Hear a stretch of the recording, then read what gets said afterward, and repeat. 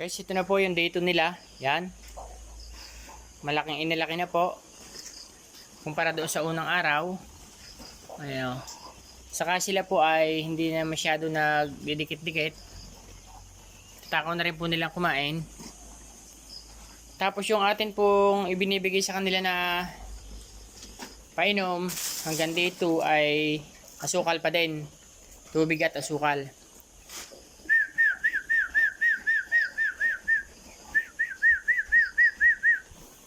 Nalapit po sila sa sipol.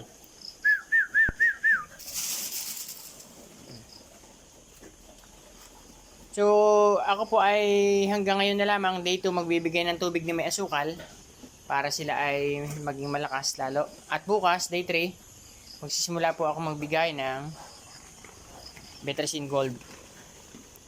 Mga 1 linggo lamang po silang bibigyan.